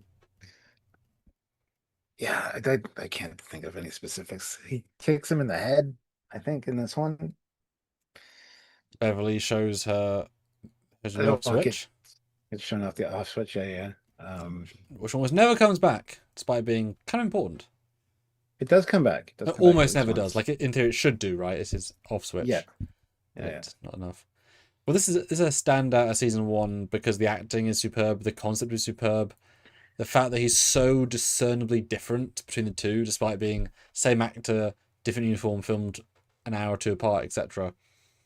Yeah, really, I mean, really strong. This is another absolute highlight, and it sets up Law as being a proper antagonist who could have been like one of the big foils of the episode of the whole show. He devolves very quickly. Although it's also ironic, it kind of follows, and I wonder if there's a comic book lover in the writers' room that a lot of comic book people, it's the reverse of the hero. He's the best villain. Mm. They're power set but evil. Him to a nutshell. Although, as they say, he's not evil. He's more advanced in all the ways, and that's the problem. He feels too much. He's too human. That's why Data is a lot less.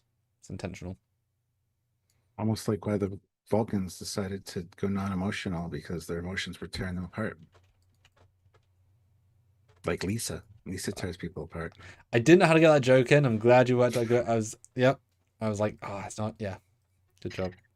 All right, let's see what you guys are saying. 24 votes. A wins with 71%. There was S there, by the way, but I don't know if people might have mistaken it for D with where it was located.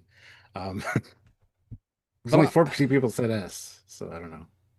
hey, you know, if most people think it's excellent, just not the best. Hey, Yeah. A's pretty well. I mean, lot in A. Not in A. Next up is Brothers. That's not Nope, Brothers, that's is not Brothers. it? No, this one is. Yes, yes, yes.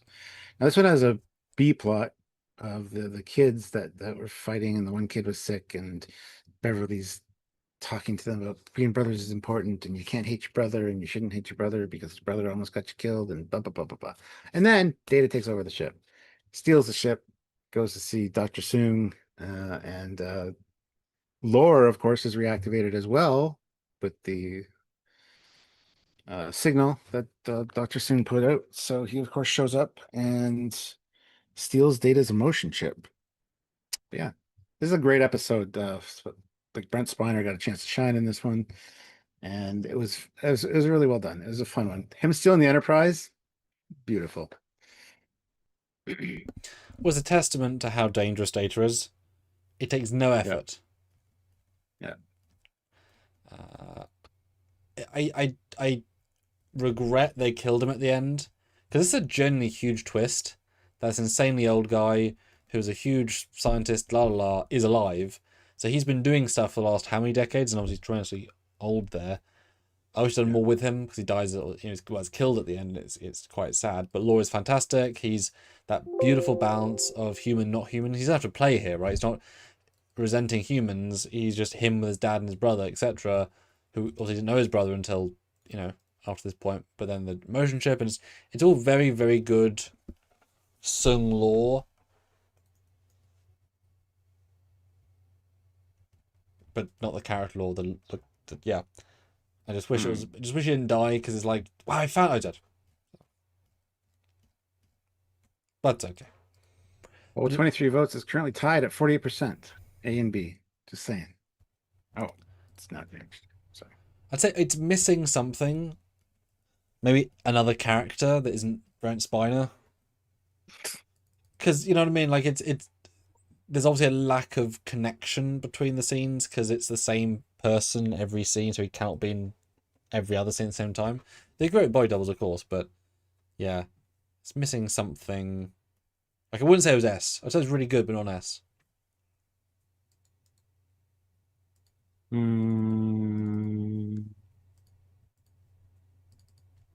Mm, yeah, I don't know. I That's a, think this was one of the first best, like better TNG episodes. Like they kind of got better from here on out. mm, Um, yeah, it's up there, I think. yeah, it'd be one of those super easy A's, but I would probably mostly because the other kid stuff just detracts. It's just nowhere near as good as the main. So if there wasn't the B plot, you could do more A plot, and then it'd be an S kind of thing potentially. But you guys are the Well, voters. What do they say? they didn't have S as an option, but they get A gets it with 52% with 25 votes. So, Hmm. Hmm. Hmm. and next up is Descents Part 1 and 2. Descent, such promise, and it's absolute not great. Don't even remember a lot of the plot of this one. Like the Borg show up, they're following Laura now. Beverly flies a ship into a sun to destroy the, the crazy designed Borg ship. And Laura just gets deactivated at the end. He gets shot at the end. then deactivated. Perfect. And only three options you guys get this time: C, D, or F. He doesn't even give you a chance for a B. We've got to have some standards here, Stuart, for That's once. true. That's true. For once, wow. I mean, it's not. It's not a. They're not a B. So No, they're not. this is not hit by any metric a B. Combine. It's one of those ones where the first part's I think better than the second part. So much better. There is some interesting stuff in the second part with Beverly on the Enterprise Yeah. being in command, but yeah, it's not great. I mean, it's not the biggest waste of Hugh. That was his death bit, Mm. but Yep. also a pretty big waste. And just stupid. The Borg are dumb in this. They got their laser cannons and they're running around, and it's just like, oh, cool. That's not dumb at all, apart from it actually is. Yeah, not good. Part one's good though, and it's a fun bring back the Borg until it isn't. Yeah, I wish it had been better. Let's see, 19 votes. C wins with 68%. Really? It's like it almost could have got a B. I was. Wow. I mean, part two is definitely a D, and half part two is definitely an F. Mm. But okay. Okay. All right, classic for real, $5. Time squared or cause and effect, except it's just Sam repeating, "It is their death."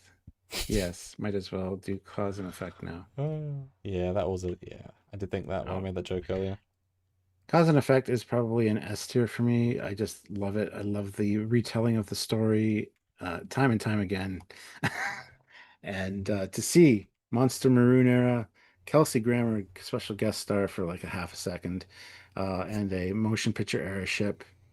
I mean, what's not to love with that ending? Uh, so yeah, this is a great one. Fantastic. Yeah, it's an example of how can you spend no money and achieve maximum results. Now you can't do it many times, and thankfully there wasn't a constant time loop storyline in every show because they're really hard to do right. But this does it very, very right. They filmed it in a certain way. They just, yeah, very, very clever and satisfying. You feel like you're with them in a way that you don't always. And as we always say when this is brought up, there should have been one more scene of Kelsey Grammer on the ship saying something to the team like that. You know, they missed a beat by stopping where they did, or a goddamn two-parter. Because you know what, writers, this would be a great part two. A lost Rathacon era ship. They have to activate back to the present with Kelsey Grammer. That's a two-parter. That's a phenomenal part two. Yep. He shows up in Lower Decks. Yeah. Oh, he should have shown Yeah. up in Picard season 3 or 2 or 1. Imagine him just showing up randomly. You know? I know. Woulda, coulda, Let's shoulda. see what you guys are saying. S wins with 72% and 25 votes. Yes, I did not give a lower option for this one as well because no one in the right mind could say it was a D. So I took that off the slate. We have a lot of people here that are not in the right mind, though, so you might want to leave those options on the table. Not when it's all. It's like, yes, Enterprise, you wouldn't make put a D for that, would you? Just as an option, really? Next up, we're going to PayPal, and we've got Mark Lawrence, who says, I need to get another series in here. The Magics of Megas 2 from Star Trek the Animated Series. Lucius is my favorite non-crew character from the whole animated series. Ah, yes. The devil himself, Lucius. They couldn't have called him Lucifer because at the time you wouldn't have got away with that on TV, but he's clearly Lucifer. And With a 47 pack. yeah, no shit. And he's like the nicest guy ever. It's like he got wrongly thrown out of Earth essentially for using magic, and he loves. This is basically Apollo. um, from TOS. It has that kind of vibe to it. I don't remember the exact crux of the story. They show up and Magic 2, Magus 2 is very much like the Puritans. It's the same kind of it's a Earth culture type vibe. I don't remember I don't know what happens in it. Just he's misunderstood. The devil is misunderstood. Ta-da. Haven't seen it in 25 years. Yeah. What are you guys saying? A, 59%. Dun dun dun. A is like our tier of choice, apparently. Yeah. And you guys do your own thing. Good stuff. But if everything's great, then nothing is great. Neat. There's no differentiation. Now, it would be interesting, though, to take the A's and just review that. Because all the A's can't be A if there's now S to F of A's. Right?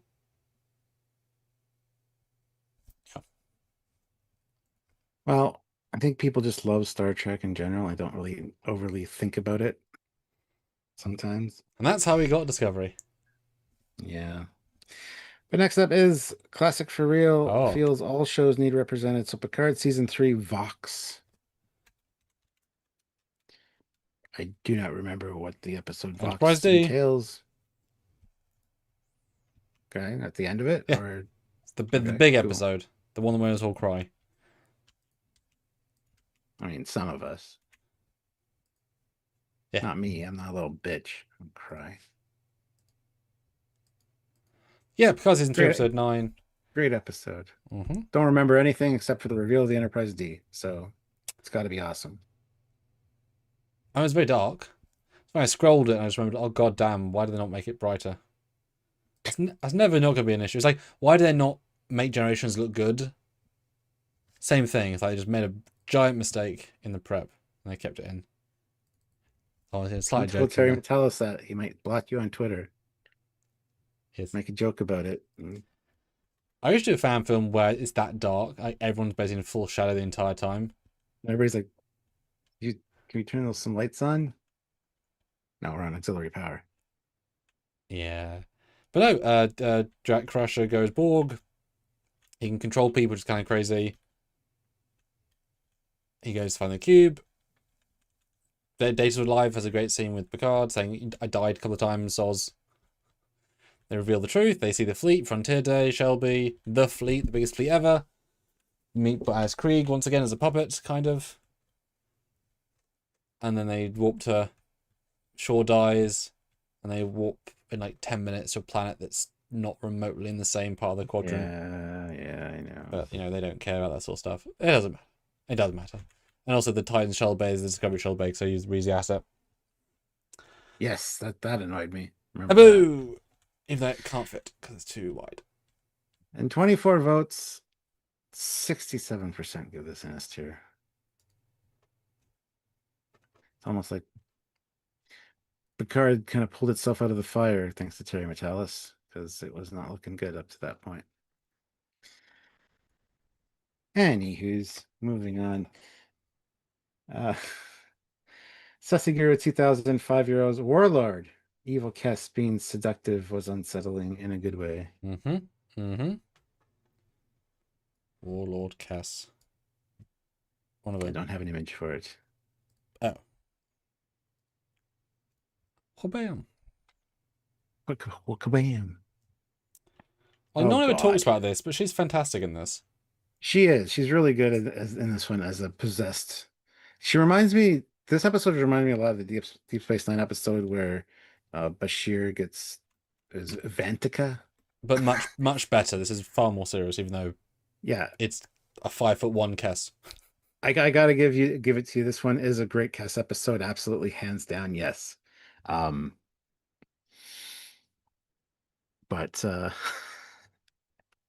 don't remember much about it.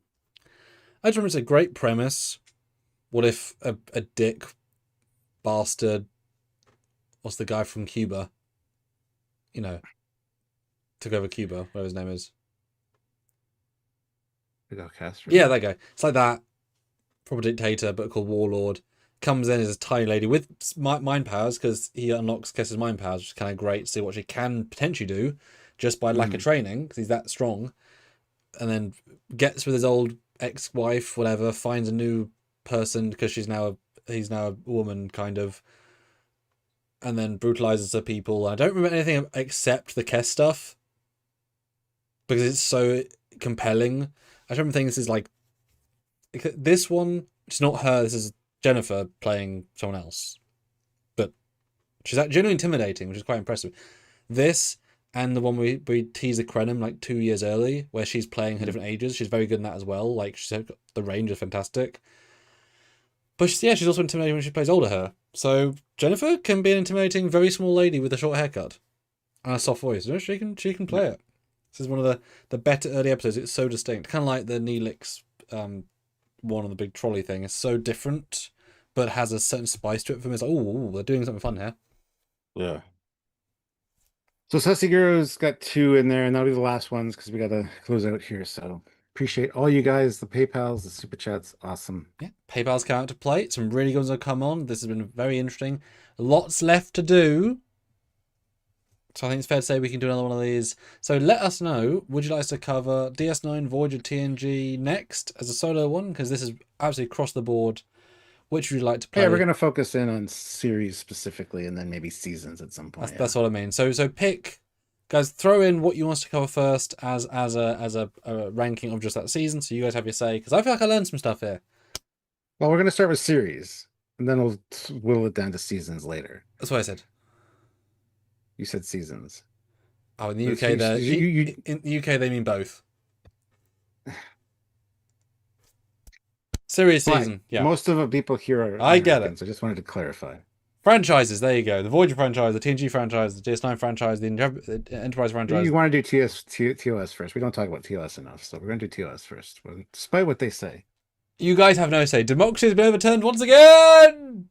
Yes. But it's true. We do them too much. We're giving them too much sway as of late. Come on. All right. Get back your power. 22 votes. B wins with 55%. Sure. Yeah. And then next up, the last 2 of the day, Sasagura 2000, 10 pounds. Living Witness, which is a great alternate history one, which I love these kind of ones. The he said, she said kind of storytelling vibe. I love seeing, this is the closest we got to a mirror universe Voyager crew until Prodigy. And I really appreciate it. I've seen Warship Voyager covered, bristling with weapons. You just see the crew wearing like gloves and like having a darker kind of, look to them. Chakotay's, I think his tattoo was all off, but some interesting stuff here. And then of course the Doctor setting things right, or trying to. And this has all been ingrained in these people's history lessons for years. To find out that that's not necessarily how things went down. I think it's great. And I would love to see what actually happened to that doctor. So maybe we might get a reference of it in Starfleet Academy. No, of course we won't, but fuck. Anyway. Way to ruin my expectations there, Stuart. Way to go. Yeah. Good job. Great episode. Yeah, this is one of the best in terms of concept execution in Voyager. And possibly in all of Trek, that's the best. There's lots of best. There's one of the best because it's an amazing sci-fi concept. Episode Discovery. It was the last thing in the timeline. It was post 20th century, I believe. Yeah, It's like the last thing ever done, and that's why you can have total like that. The Doctor was never going home. There's a real clarity where everything is about like presumably they got home, presumably they're safe. The story's been told, and now all I could do here is reputation control because. And yet maybe when they lied about this, it saved their planet. And that's good, but these are all there might be left of this crew is this record, and it's obviously horrific. Really horrific. Really fantastic episode. And they built this set, it was only an insurrection, because they filmed it like right the same month kind of thing, which is kind of fun. The same because it's a big set. And yeah, Doctor's a superb edit. It's so bittersweet because like it's not the Doctor, but it is the Doctor. It's not our timeline, but it is our timeline. It's really, really intelligent, and it's a horrible ending. But it makes sense. You can't just tell. I mean, it's kind of like saying the Nazis were good and then having proof. It's like, what? In like 100, like 200 years, it would change everything about society, right? Not going Yeah. to happen, but it's like, oh god, changed everything. So, yeah, very interesting. Yes. And what are you guys saying? With 27 votes, 44% say A. It was tied A and S for quite a while there, and it did finally break. So A, it's fair enough. Yeah, I'd probably give it an S personally, but yeah, hey, for creativity and writing. yeah. And to show a mirror universe without showing the mirror universe, essentially. Yeah.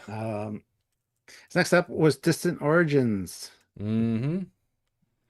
Which no one talks about, even though it changes like a lot of concepts in Trek, kind of. with the Voth and the Mm-hmm. Voth city ship. Everyone I loves. love this idea that the dinosaurs didn't just all die off, they actually left Earth. Um, again, alternate history type vibe, ancient aliens type vibe with this, which I think are both fantastic. Um, oh, it looks like you ended the poll. Yeah, I tried to type one Oh, thing, my brain typed a different. okay. Um,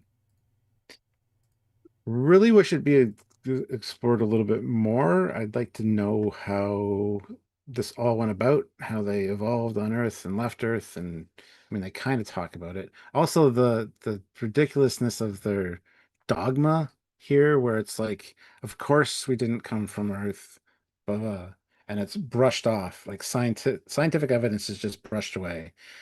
I mean, you could give an Really, allegory for religion, I suppose. oh, absolutely, yeah. That's why I said dogma. Um, it Good it movie, great movie. Go buy it. very much frustrates me.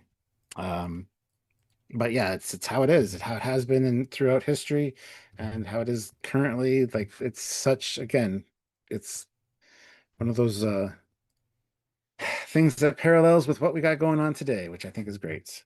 And it's So even more remarkable because this race is the most advanced, well, one of the most advanced races we've ever seen in Trek, yeah, and yet they do what they do. And it's like, okay, even the smartest race, because they, I mean, they they zip like across Delta Quadrant in the same like half hour. It's yeah, Star Wars level at the power of plot, and it doesn't matter because like yeah, they of course they can zip across the galaxy in the same day, and it's nothing. And great guest cast, great makeup. Yeah, it's definitely something that I think was almost too big a story to do because it adds loads of questions. But Voyager did some. That's what I mean. Voyager is such a better sci-fi show than DS9 because it does amazing sci-fi things so often that often hit. mm. And there's another like this and the gravity one where time's just time is passing too quick on the planet and so many Oh, that's a great one. just solid, really good sci-fi with the tech and the makeup because TNG would not have this guy alien, this is more believable because those are really really good masks. Yeah. What one to And end what are on? you guys saying about this one? Yeah, 26 votes, 58% give it an S. Wow, wouldn't have gone that high, but cool. Shit, democracy has spoken, and we would have a very different list. But that's why it's interesting because Indeed. not one of you can break the system. You have to vote with your heart. We'll see what comes out. Oh no, has anybody in the chat has anybody had almost none of their picks go through? As in, how many of you vote for a result and almost never actually get the result? Because obviously not every, you know, has anybody's not got theirs It's like when you go to the voting polls in real for, life? Yeah. yeah, everybody I vote for. Yep. So let us know because yeah. Seems like majority rule is just stupidity half the time. Well, But whatever. it's interesting. All right. Woof. Well, guys, thank you so much for joining us. This has been awesome. Thank you for super chatting. Thank you for PayPaling. You guys are great. Thank you for voting. because these are Yes. interesting to see what your take on things. So we'll do this another one tomorrow. Not sure what we're gonna do specifically, but we will figure it out and let you guys know tomorrow. So join us then, and by Yeah. all means, show up and take part. We appreciate it. And thank you All everyone you guys. for watching my Stargate piece. It was not doing well, and then it suddenly did well. So yay for the YouTube algorithm. Uh, Yeah. you sort of right in the ether. You have no say over it. And very pleased to report it's at 16,000 views, which is very nice. At the very least, some Stargate love back in the world, which the world needs. So appreciate you all for watching it and sharing it, and things and bobs. So until next time, he's Commander Cockings. Here's Captain Foley. Bye, guys. Bye, guys.